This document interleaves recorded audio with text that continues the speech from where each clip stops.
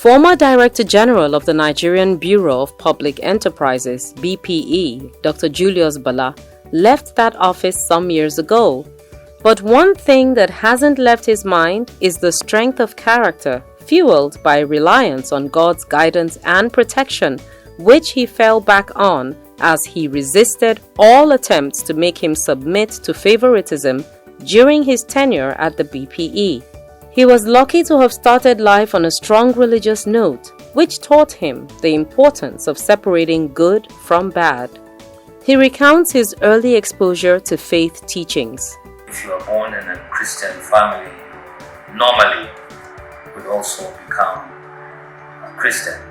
And this is what happened to me and most of my siblings. It was just part of home, part of family life, to have a Christian life.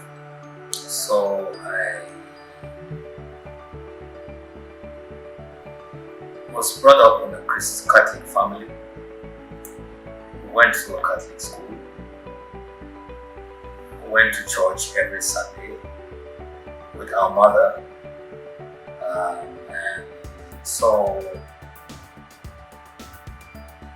Christian life became second nature. Young Julius's father was a police officer who hardly had time for family life.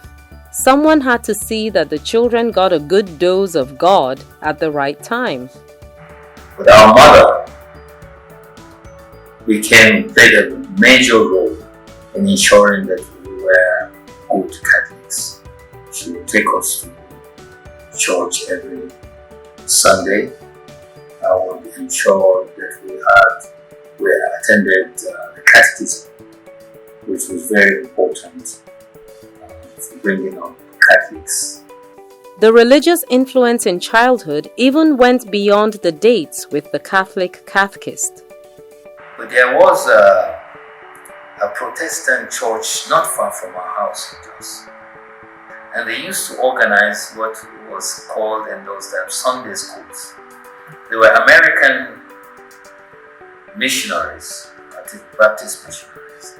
And they used to entice us with crayons, with books with which we can color, and all of those things impacted on my life.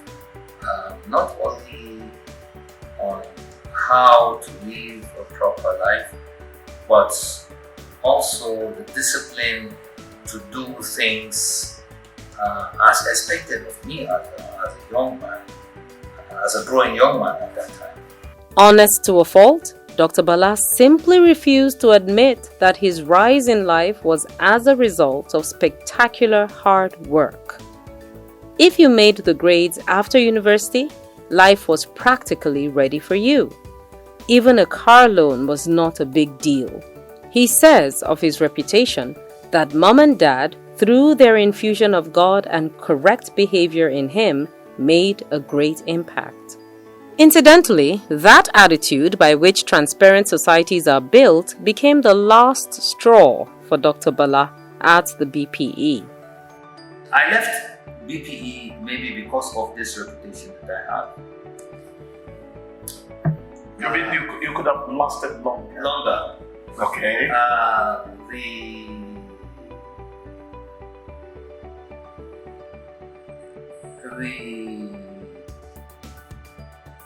The man who appointed me called me and said, Julius, as far as your integrity is concerned, I have no problem. As far as your ability to do this job is concerned, I have no problem. But you have too many enemies. So you have to leave this job.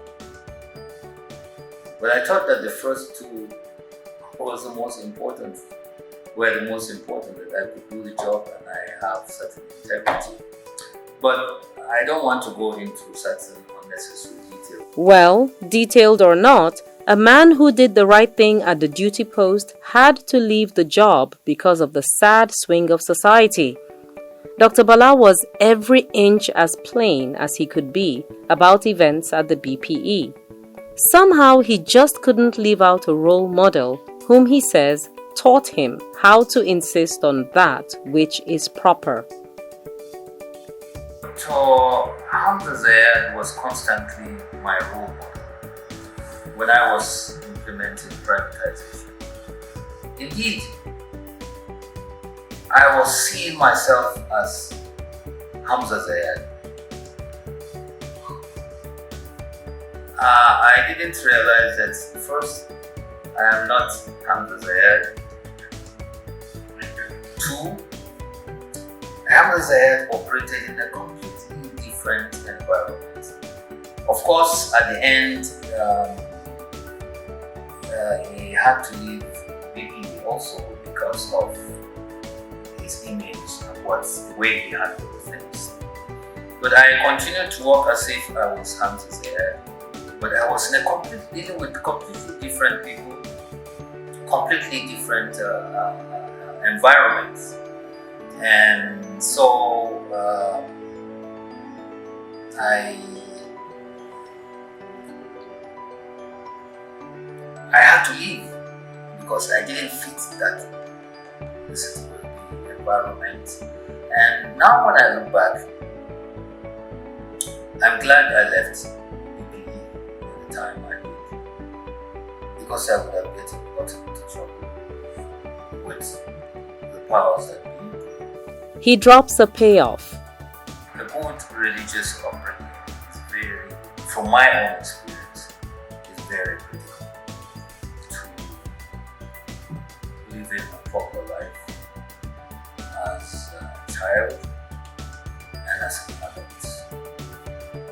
Nigerian legal icon Damian Dodo says this of Dr. Julius Bala. Julius Bala will err on the side of doing what is right. He has done this in his official life, when he was in government.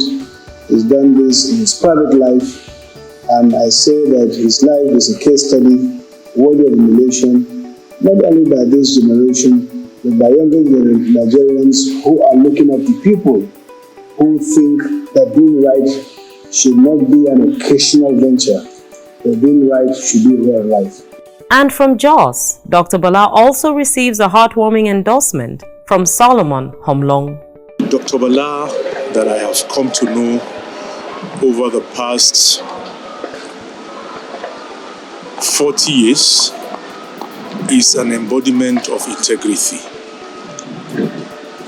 He is somebody who lives both in private and in public according to his principles. The reason why, if there's one word to describe Dr. Bala, is to say that he is somebody who is content with what life throws at him because he abides by his principles. Our Nigerian society is in dire need of such personalities. And it is my utmost desire that one day, sooner or later, the Nigerian society will benefit from the principles and the vision he embodies. In his modest Abuja office, a man who believes in God and himself continues to thank the Almighty, as well as his parents, for his picking up early spiritual strength. A certain Dr. Hamza Zayed should also take credit for being part of the tools utilized by God to prosecute the path in life of this former BPE man of conscience.